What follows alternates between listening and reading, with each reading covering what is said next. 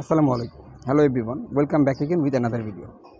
আজকে শুরু করতে যাচ্ছি আর এটা অ্যাডভান্স স্ট্রাকচার। এটা হচ্ছে আপনার কনসিকুয়েন্টলি। কনসিকুয়েন্টলি এটা আমরা কখন, কোথায়, কীভাবে ব্যবহার করব, তো এটা সম্পর্কে আজকে আপনাদের বলতে যাচ্ছি। তবে ভিডিওটা শুরু করার আগে কিছু কথা বলে নিই আমার সম্পর্কে। আসলে আমি একটা ছোটোখাটো জব করি অ্যাজ এ ম্যানেজার পোস্ট হিসেবে। আসলে দেখা গিয়েছে আমার একটা ছোটো পরিবার, ইউটিউব চ্যানেল, এটাও দিন দিন day by day growing up হচ্ছে, বড় হচ্ছে। তবে দেখা গিয়েছে আপনারা তো অবশ্যই জানেন যে চাকরি করে গিয়ে এসে কিন্তু এগুলো করা যায় না। আমি যতটুকু সময় পাই আর কি, ঠিক আছে, আমি কিন্তু আপনাদের ভিডিও দেই। তবে অনেক সময় দেখা গিয়েছে আমার অনেক ভিউয়ার্সরা কমেন্টস করে যে স্যার এটা সম্পর্কে ভিডিও বানিয়ে দেন, তো বানাতে পারি না। ঠিক আছে, দেখা গিয়েছে সময় পাই না। তবে আমার যেদিন ডে অফ থাকে সেদিন কিন্তু আমি ঠিকই আপনাদের জন্য 4টা-5টা করে ভিডিও বানিয়ে দিই, ঠিক আছে।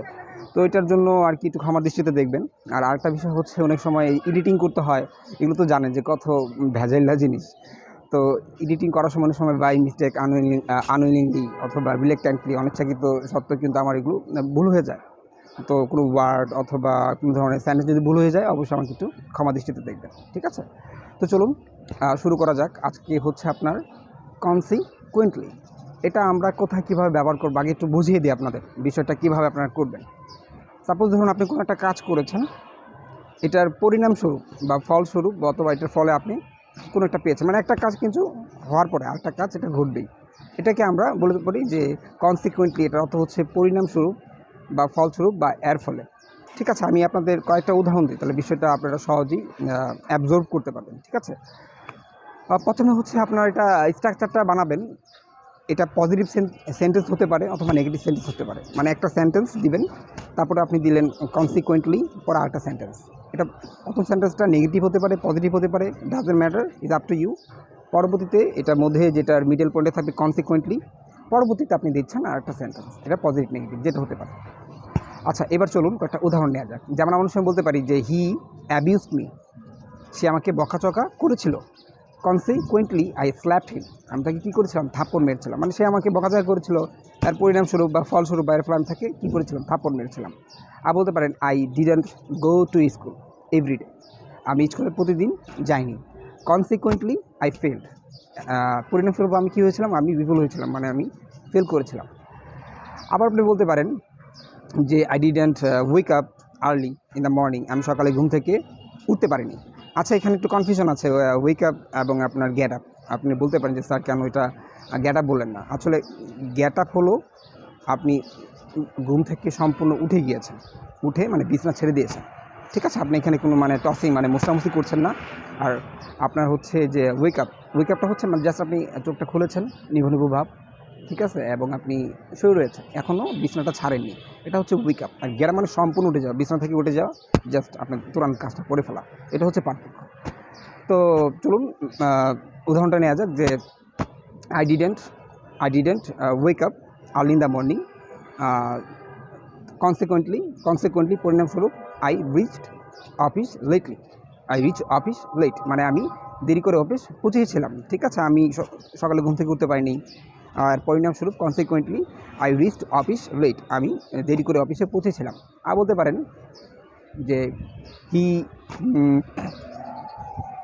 মলেস্টেড এ গার্ল ইয়েস্টারডে, সেই গতকাল একটি মেয়েকে উত্ত্যক্ত করেছিল। মলেস্টেড, ঠিক আছে, ভার্ব টু ব্যবহার হয়েছে, মানে পাস্টে করছি। দ্য পুলিশ কনসিকুয়েন্টলি, পরিণামস্বরূপ কী হয়েছে, পরিণামস্বরূপ দ্য পুলিশ অ্যারেস্টেড হিম, তাকে গ্রেপ্তার করেছিল। মানে হি মলেস্টেড এ গার্ল ইয়েস্টারডে, গতকাল সে একটা মেয়েকে উত্ত্যক্ত করেছিল। কনসিকুয়েন্টলি, এর পরিণামস্বরূপ বা এর ফলে দ্য পুলিশ অ্যারেস্টেড হিম, তাকে কী করেছিল, গ্রেপ্তার করেছিল। আমরা বলতে পারি যে আই স্ল্যাপড হিম, আমি তাকে থাপ্পড় মেরেছিলাম। আই স্ল্যাপড হিম, আমি তাকে থাপ্পড় মেরেছিলাম। কনসিকুয়েন্টলি, এর পরিণামস্বরূপ the police arrested me, police আমাকে কী করেছিল, গ্রেপ্তার করেছিল। আবার আমরা বলতে পারি যে I reached home last night, মানে গত রাতে আমি বাসায় দেরি করে পৌঁছেছিলাম। কনসিকুয়েন্টলি, এর পরিণামস্বরূপ কী হয়েছে, মাই ফাদার স্কল্ডেড মি, আমার বাবা আমাকে বকাঝকা করেছিল, ঠিক আছে। তারপর আপনি আবার বলতে পারেন I didn't complete my homework, মানে আমি আমার হোমওয়ার্কটা কমপ্লিট করিনি। কনসিকুয়েন্টলি, এর পরিণামস্বরূপ কী হচ্ছে, মাই টিচার পানিশড মি, আমার টিচার আমাকে শাস্তি দিয়েছিল, ঠিক আছে। তারপর আপনারা আবার বলতে পারেন যে I was talking to a girl last night, গত রাত্রে আমি একটা মেয়ের সাথে কথা বলতেছিলাম। কনসিকুয়েন্টলি এর পরিণামস্বরূপ কী হয়েছে, হার ফাদার ইজ কল্ডেড মি, তার ভাই আমাকে বকাঝকা করেছিল বা গালাগালি করেছিল। আর বলতে পারেন I didn't eat food in this morning, আমি সকালে আজকে খাবার খাইনি। কনসিকুয়েন্টলি এর পরিণামস্বরূপ কী হয়েছে, মাই মম ডিডন্ট টক টু মি, আমার মা আমার সাথে কথা বলেনি। আর বলতে পারেন আরেকটা উদাহরণ দিয়ে দিই লাস্ট, যে আরেকটা বলতে পারেন যে I have made video lot, আমি প্রচুর ভিডিও তৈরি করেছি। কনসিকুয়েন্টলি পরিণামস্বরূপ I have got views so less, আমি খুব কম ভিউজ পেয়েছি। সো এটাই ছিল আজকের ভিডিওটা। তো কেমন লেগেছে অবশ্যই জানাবেন। So till then take care, have fun and আল্লাহ হাফেজ।